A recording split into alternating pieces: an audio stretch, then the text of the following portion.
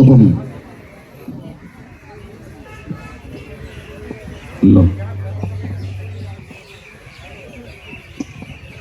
വരുന്ന വഴിക്ക് കുറെ സമ്മാനങ്ങൾ കിട്ടി.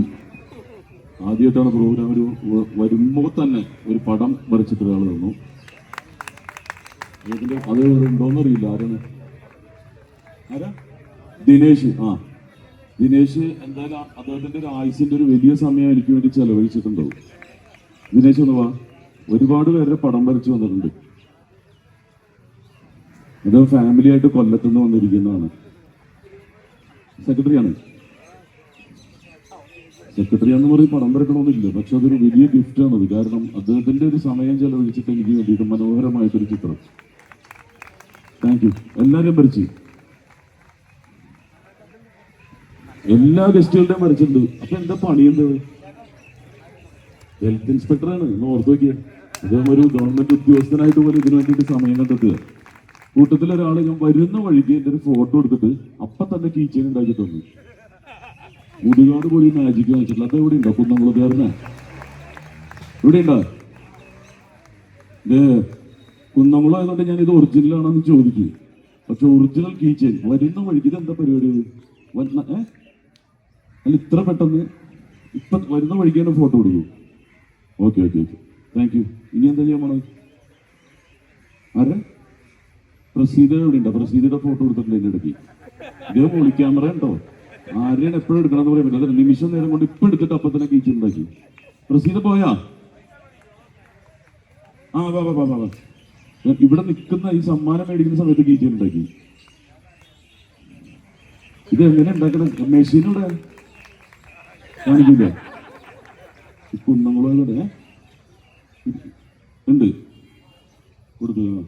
അല്ല ഇത് അസാധ്യമുണ്ട്. ഞാൻ നടന്നു തന്നെ വഴിക്ക് പെട്ടെന്ന് എൻ്റെ തന്നിട്ട് ഇതേ ഡ്രസ്സാണ്, സെയിം ഡ്രസ്സും സെയിം ഇതും. ഗംഭീരമുണ്ട്. Thank you. സമ്മാനം വലുതോ ചെറുതോ എന്നുള്ളതല്ല, നമുക്ക് കിട്ടുമ്പോൾ വലിയ സന്തോഷമാണ്. മണിച്ചേട്ടനെ കുറിച്ച് എനിക്ക് പറയാനൊന്നും വാക്കുകളില്ല. അതല്ല എല്ലാവരും അനുസ്മരിച്ചു കഴിഞ്ഞു. പക്ഷെ സുനിൽ എന്ന് പറയുന്ന ഒരാളുണ്ട്, കലാഭവമണിക്ക് വേണ്ടിയിട്ട് ജീവിക്കുന്ന ഒരാൾ. സുനിലവിടെ? സുനിൽ ഓരോ വർഷവും എന്നെ വിളിക്കും. എനിക്ക് വിളിക്കുമ്പോൾ പേടിയാണ്. കാരണം എവിടെ നടത്തുന്നെന്ന് അറിയാൻ പറ്റില്ല. ഒരു പ്രാവശ്യം കൊല്ലമാണെന്ന് പറഞ്ഞു ഞാൻ അങ്ങ് പോവും. തൃശ്ശൂരാണെന്ന് പറഞ്ഞു തൃശ്ശൂർ ഞാൻ വന്നിട്ടുണ്ടായിരുന്നു. അല്ലേ? ഒരു സന്തോഷം എന്താന്ന് പറഞ്ഞിട്ടുണ്ടെങ്കിൽ സുനിൽ വിളിക്കുമ്പോൾ എനിക്കറിയാം സുനിൽ സ്നേഹം കൊണ്ട് വിളിക്കുന്നത്. എനിക്ക് കാശ് തരാൻ വിളിക്കുന്നതല്ല, കാശിന്റെ ബന്ധമല്ലത്. സുനിൽ എവിടെ വിളിച്ചാലും ഞാൻ വരും. എനിക്ക് ഡീസലും വേണ്ട, പെട്രോളും വേണ്ട. കാരണം സുനിൽ, ഞാൻ ഒരു പ്രാവശ്യം കൊല്ലത്ത് നമ്മളൊരു അമ്പലത്തിൽ ഞാൻ നോക്കിയപ്പോൾ വർഷങ്ങൾക്ക് മുമ്പ് അല്ലേ മണിച്ചേട്ടന്റെ CD വിറ്റിട്ട് ഇങ്ങനെ നടക്കുക. അങ്ങനെ ഞാൻ പരിചയപ്പെട്ടത്. അപ്പൊ എന്താവശ്യം ഉണ്ടെങ്കിലും സുനിലിന്റെ കൂടെ ഞാൻ നിൽക്കാറുണ്ട്. ഇന്നിപ്പോ എറണാകുളം എന്ന് പറഞ്ഞപ്പോൾ എനിക്ക് വലിയ സന്തോഷമായിരുന്നു. പക്ഷേ ഈ സ്ഥലം കണ്ടുപിടിച്ചാൽ നിങ്ങളെ സമ്മതിക്കണുണ്ടോ? കാരണം ഞാൻ എറണാകുളത്ത് മുഴുവൻ കറങ്ങിപ്പോയി.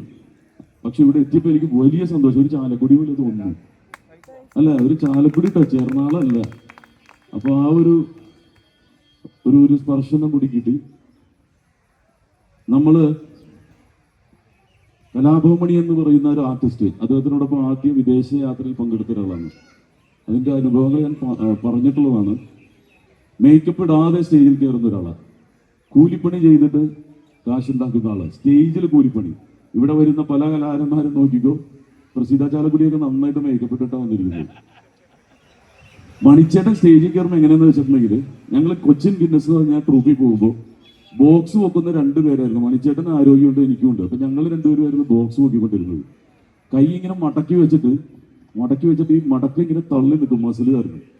എന്നിട്ട് ഇങ്ങനെ നടന്നിട്ട് സ്റ്റേജിൽ കർട്ടൻ കെട്ടലും അതുപോലെ ആരോഗ്യമുള്ള പണി. അന്നാണ് ഞാൻ മനസ്സിലാക്കുന്നത് സ്റ്റേജിൽ മുഖംമൂടിയല്ല വേണ്ടത്, വേർത്ത മുഖങ്ങൾക്കാണ് സത്യസന്ധതയുള്ളത്. വിയർക്കുന്ന മുഖങ്ങൾ അവിടെയാണ്. അല്ലാതെ മേക്കപ്പ് തെറ്റാണെന്നല്ല ഞാൻ പറയുന്നത്. സ്റ്റേജിൽ കൂലിപ്പണിയെടുത്ത് ജീവിച്ചിട്ടുള്ള ഒരാളാണ്. അതുകൊണ്ട് തന്നെയാണ് ഓരോ വർഷവും എവിടെ പ്രോഗ്രാം, എവിടെയെങ്കിലും പാട്ടുണ്ടെങ്കിൽ അവിടെ കലാഭവമണിയുടെ പാട്ട് പാടാതെ ആ ഗായകൻ അവിടുന്ന് പോകാൻ പറ്റില്ല, ട്രൂപ്പിന് പോകാൻ പറ്റില്ല. അതാണ് മണിച്ചേട്ടൻ. അത് എത്ര വർഷം കഴിഞ്ഞാലും പ്രോജ്വലിച്ചുകൊണ്ടിരിക്കും. അപ്പോൾ മണിച്ചേട്ടൻ്റെ ഈ ഓർമ്മയിൽ നമ്മൾ പങ്കെടുക്കുന്നത് നമ്മൾ നാട്ടുകാർ വീട്ടുകാരൊന്നുമില്ല, നമ്മൾ രക്തബന്ധുക്കളാണ്. മണിച്ചേട്ടൻ്റെ രക്തബന്ധുക്കളാണ് ഇവിടെ ഇരിക്കുന്നത്. അങ്ങനെ ഒരു രക്തബന്ധുവാണ് ഈ സുനിൽ എന്ന് പറയുന്നത്. സുനിലിൻ്റെ ഒരു ബന്ധുവാണ് ഞാൻ. കാരണം സുനിൽ എവിടെ പരിപാടി നടത്തിയാലും ഞാൻ എത്താറുണ്ട്, പരമാവധി എവിടെയാണെങ്കിലും ഞാൻ എത്താറുണ്ട്. അപ്പോൾ ഇന്നിവിടെ അവാർഡുകൾ മേടിച്ച എല്ലാവർക്കും ആശംസകൾ അർപ്പിക്കുന്നതോടൊപ്പം നമുക്ക് വേദികളിൽ കാണാം, സിനിമയിലും അല്ലെങ്കിൽ ടി വിയിൽ കാണാമെന്നല്ല, വേദികളിലാണ് കാണേണ്ടത്. അവിടെയാണ് യഥാർത്ഥ കലാകാരന്മാരെ നിങ്ങൾക്ക് കാണാൻ സാധിക്കുന്നത്. നമ്മളൊന്നും സൂപ്പർ സ്റ്റാറിൻ്റെ മകനായിട്ടോ അല്ലെങ്കിൽ സിനിമയിൽ പൊട്ടിവിരിഞ്ഞൊരു താരമായിട്ടല്ല കലാരംഗത്തേക്ക് വരുന്നത്.